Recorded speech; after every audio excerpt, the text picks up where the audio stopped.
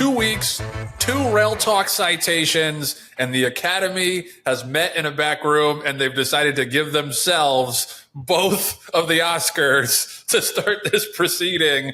It's a West Point Thoroughbreds horse who's going to get this week's Rail Talk citation, which is us stamping horses. Earlier in their career, we expected to go on and do big things. We gave you some of the criteria last week. You know, for a 2-year-old, it's got to be above a 70 buyer before August 1st or above an 80 buyer after August 1st. You can throw up the rest of the qualifications as well for the rags and the thoroughgraph number or the thorough manager numbers. Just got to be one of those. I think I might have said last week that it's got to be all of those figures. It's got to be one of those figures. But no matter, because Curtain Call had them all checked, had all those boxes checked. He got an 82 buyer, he got a 12 on the rags, he got a 5 on the thorough manager for his debut. That was so exciting to see.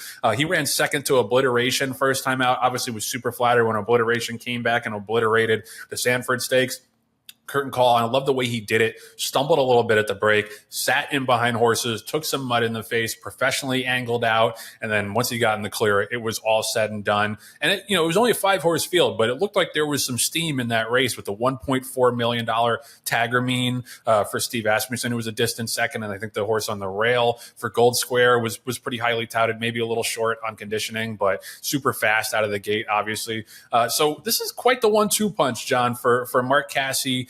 He's obviously got Ewing, who went an 88 buyer, 13 rag, 9 on the thorough manager charts, and Curtain Call now in the stable. Man, if they're both in the hopeful, I wasn't scheduled to be up there on Labor Day, but if one or both are in the hopeful, I'm coming up. John, what were your thoughts of Curtain Call's second race? Well, the amazing thing about it is that, if you don't bet on Casse first time out, which the ROI says you shouldn't, you definitely should bet on him, second time out. And Curtain Call, not that he did anything to embarrass himself in the first race, especially against Obliteration, who arguably is, the top horse in the division, albeit small sample, but in the division so far.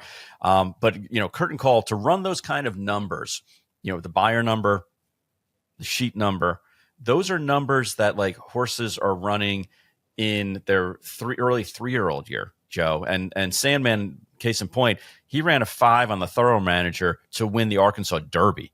Wow. Okay, so that just to give you kind of a some context of how good of a number that really was. And horses of Mark's and other trainers as well. Trainers do one of two things. Either they try to get their horses to win first time out and basically, hopefully continue to move from there, or they build for a career, not for a race, which is, Casse's in that camp, and horses continue to improve. So, Curtain Call improving the way that he did, and you figure he's got blue sky ahead of him. He and Ewing, and I know we own, and manage the bulk of both those sources between our two groups. So it is a little bit of homerism, but you can't argue what they've done on the racetrack and what they've done statistically with the numbers and they pass all of the tests. So I would say that they both have very big futures ahead of them as long as they continue to stay sound. And it's going to be a really exciting summer and fall, hopefully, Joe, for these horses, as well as the handful of others that have yet to earn the Rail Talk citation.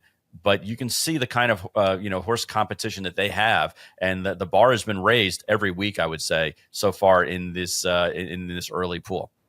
Yeah, no doubt. And it's been a great summer of 2-year-old racing already. And I promise there will be citations that aren't owned by West Point or DJ Stable that just happened to work out this way. It was completely happenstance. But no, and Curtain Call, I loved him at the sale at March. And it doesn't generally matter what I think. Terry and David are the ones that do the bidding and do the buying, but I was so stoked about him, and he just hadn't put a foot wrong, and I think that he's the kind of horse who's going to get better as he stretches out too. So we are over the moon about him. And I want to give an honorable mention to another really nice 2-year-old who debuted last week on the turf at Saratoga for George Weaver. This is a horse named Cy-Fair. This was a filly by Not This Time. Shout out to Taylor Made.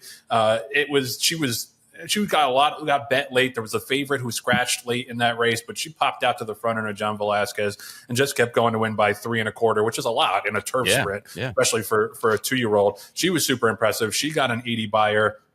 just want to give a hat tip to her. And I also want to give a shout out to our old pal, Bill Finley at the TDN. He did a great story on the owner of Sci-Fair. So the owner is named Reagan Swinbank.